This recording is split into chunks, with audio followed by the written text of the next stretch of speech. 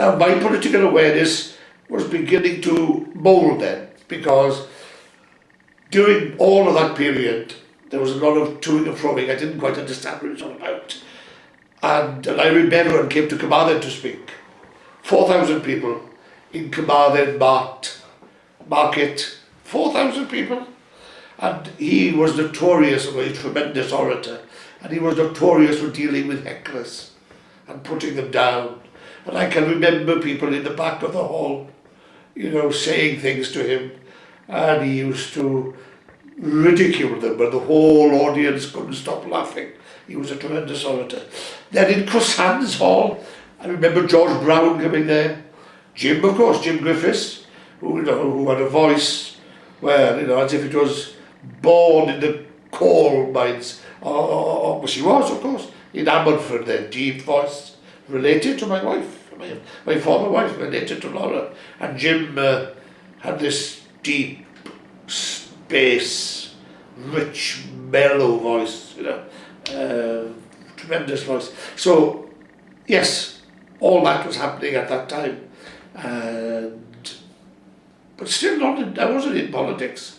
You know, I never thought to myself, that's what I want to be. Never occurred to me. And by now we're coming towards the end of the 50s, and things have started to change. In terms of back in the village, there was water in the house. There was electricity.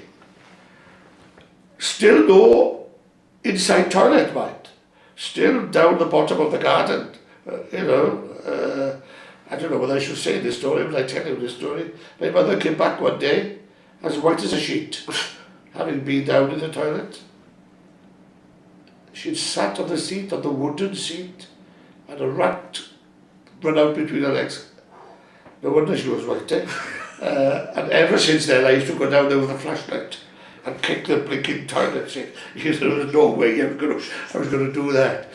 But to get the water mainly, they would bring the main supply out to the main road. Now, the house was about 400 yards, no, 200 yards from the main road. Trevor and myself had to dig a trench all that way to get the water supply into the house. And then when we had a water toilet eventually, I thought maybe it was 59-60. It was a cesspit arrangement. And my father built an outside toilet, but only about 5 yards from the house. Not too bad, not at the bottom of the garden. And that was a water toilet. And we had to build this cesspit, something like 8 foot down by 8 by 8. You know, and Trevor and I did that as well. But life was getting comfortable now, and by the mid-50s, early 50s maybe, 51, 52, 53, we'd also had electricity. That, and one final thing before we finish with the 50s, the killing of the pig. Now... And geese? Eh? And geese? Oh yeah, well I didn't kill it, see. Yes, tradition was in those days, people, because of the war, would rear their own pigs if they could. And we had a pigsty, and we had the pigs. And every year, once a year, one of the pigs had to be killed, you know. And there was a local slaughterman.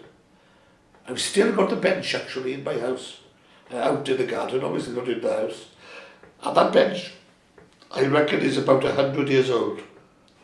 And 4 or 5 people would come, bring the pig, he'd be tied down on this thing. I can remember it now.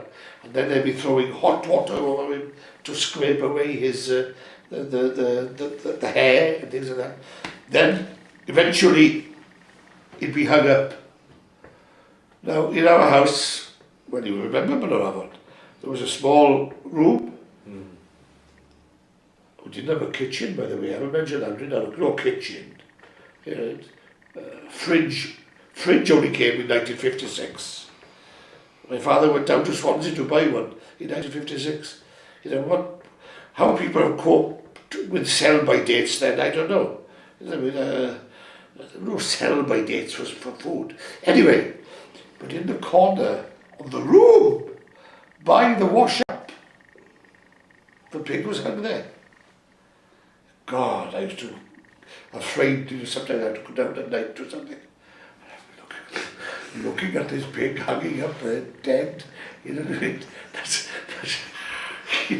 it's amazing. And on the goose, well, every year we would get either a goose or a turkey or whatever in readiness for Christmas. 2 or 3 months before, because we had hens and Trevor had pigeons, racing pigeons, and all that sort of paraphernalia. And my mother and father had gone out for the Saturday afternoon, and I'd gone out to the garden. I would have been about 10, 12 maybe. And as geese sometimes do, they hiss, they stick forward their neck, and suddenly started doing that towards me, and I thought it was coming for me. So, in the garden, there were still old kidney bean sticks on the floor that had not been cleared, because we had a large garden, and doing the garden every year was a major event in the family, and it had to be done right, and it took my mother, Trevor and myself a long time to prepare it. And of course my father, he wouldn't do that. He would just do the rows. He would open the rows, make sure they were straight, and close them. He wasn't the one for turning the soil over, he was the craftsman, wasn't he? We were the labourers, and he was the craftsman, see? Well, this goose came after me. There was a kidney bean stick, and I hit it on the head. Not deliberately, just for a hit, didn't I? Well, bonk, he went down flat on the floor. Trevor happened to be with us, so he called him out, and he thought I'd killed it. So rather than leave it like that, he chopped his head off. But afterwards, people told him, if you'd left it alone, probably only stunned. But so we had an early Christmas that year.